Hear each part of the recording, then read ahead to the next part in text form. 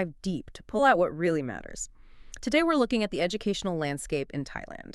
Specifically, a really structured system, almost like a pipeline. It seems to connect K-12 schooling, very disciplined schooling, directly to a specific international university scholarship program, one with, let's say, high expectations. Yeah, think of this as an insider's look. If you're looking for quality, structure, maybe predictability in Thai education, this network is fascinating.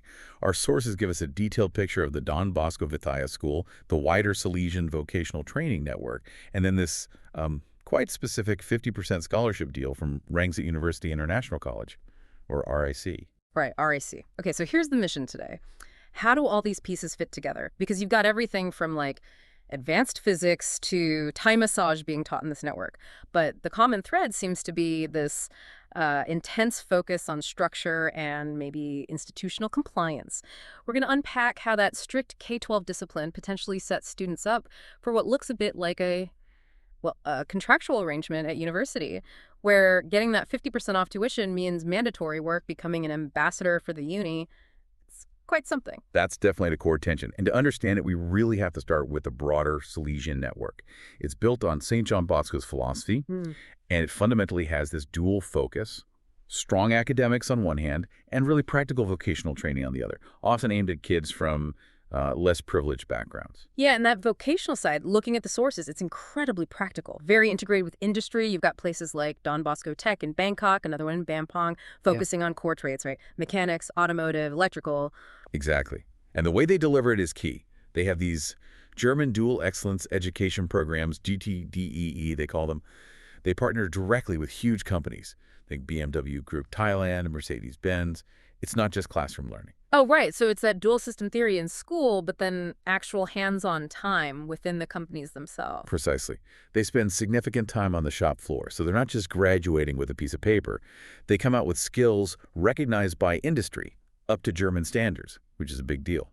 And the companies are heavily invested, I see. These GTDE programs, they offer full scholarships. Full scholarships, and this is huge. Guaranteed employment after probation. Wow. Yeah. That's a powerful economic pathway they're creating there, a guaranteed job. It really is. And it's not just the mainstream trades.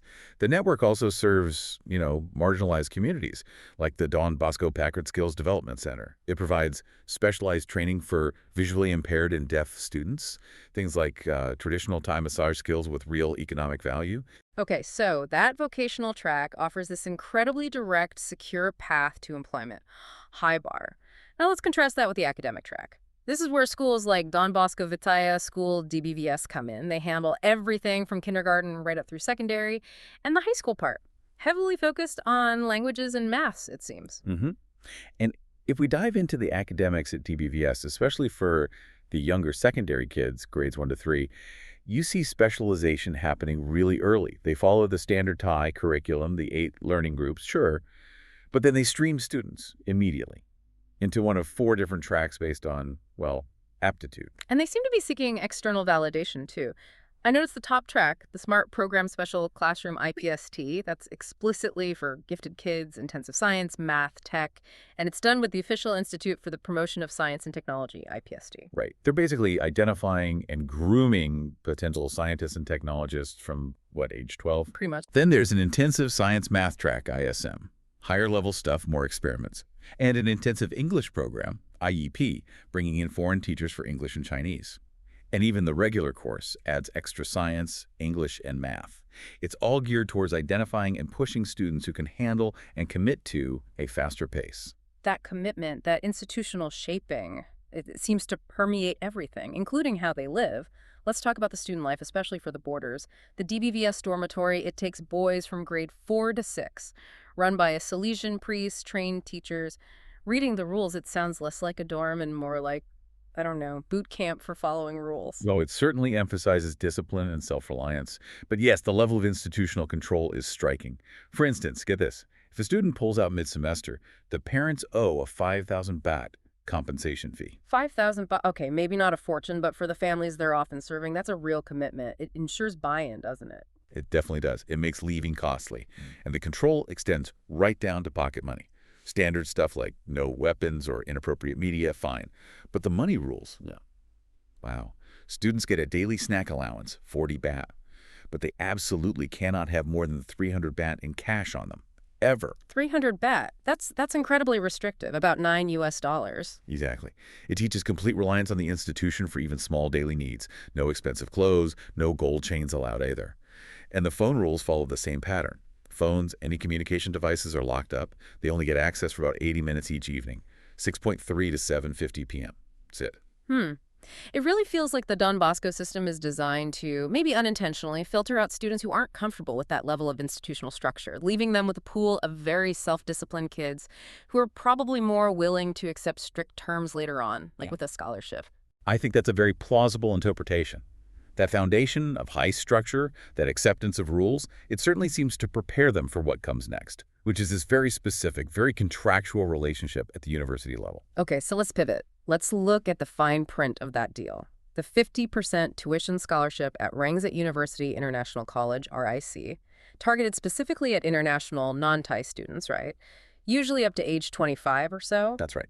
The scholarship itself covers half 50% of the tuition and the academic fees for all 4 years. But, and this is important, the student has to find the other 50%, plus all the other costs, registration, materials, living expenses.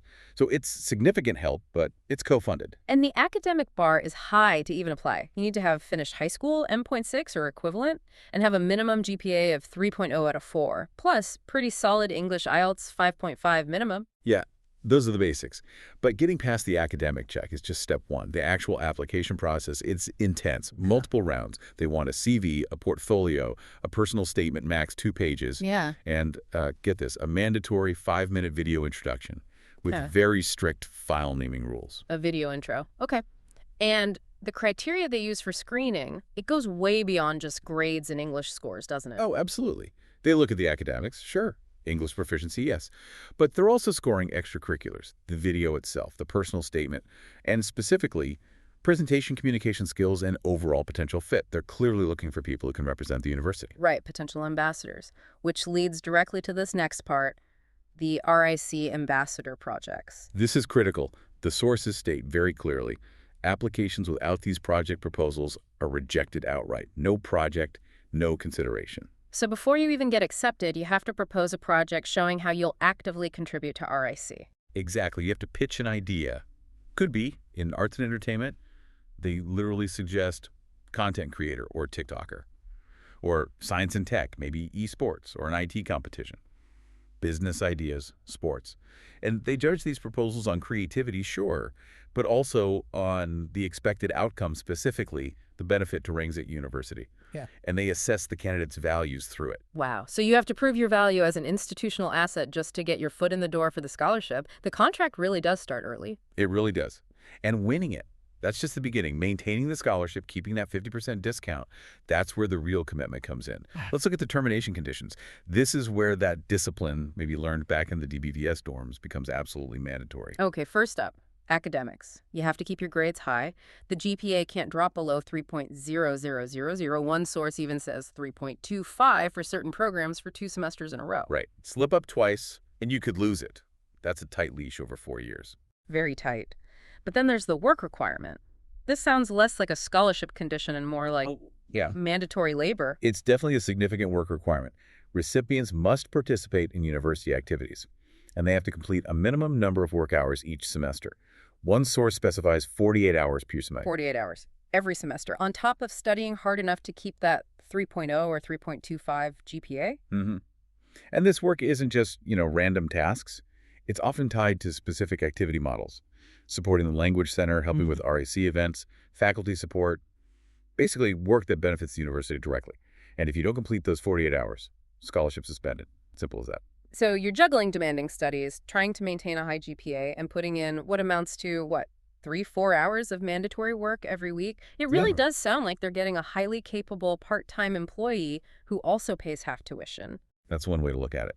And that employment even loops back to their old high school.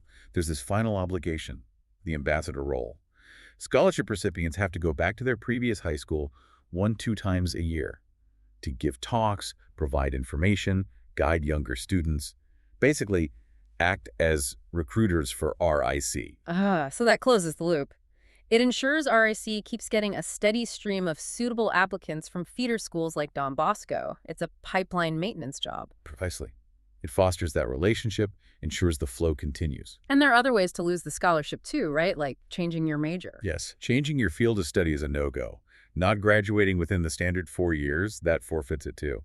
And of Yeah. course, any violation of the university's code of conduct. It's an incredibly tight, meticulously designed system, from controlling 300 baht in grade 4 to mandating 48 work hours and recruitment visits in university. It identifies students who thrive on structure and compliance early on, nurtures that, and then leverages their performance and, frankly, their loyalty for institutional benefit for years. It's quite fascinating how it mirrors the vocational track in a way. How so? Well, you said the G2DEE program with BMW produces job-ready technicians. This RIC program seems to produce university ambassador-ready graduates, pre-trained in recruitment and institutional work. That's a really interesting parallel. Yeah. In both cases, the pathway demands deep integration into the institution's goals, whether it's industry or the university itself, as the price for the opportunity. Subsidized education in exchange for service and compliance. It really is an entire life structure planned out. And the key selection filter, maybe more than just smarts, is that willingness to trade some autonomy for that structure, that security, that subsidized path. So wrapping this up, what does it all mean for you listening? If getting a 50% scholarship hinges not just on your grades, but on becoming this mandatory ambassador, logging required work hours, how does that change the whole idea of what it means to be a student? Is it just subsidized education? Or is it something else, maybe a kind of apprenticeship and building the institution itself, a contract that starts way back in high school? Something to think about. Definitely food for thought. Thanks for diving in with us. We'll catch you on the next Deep Dive.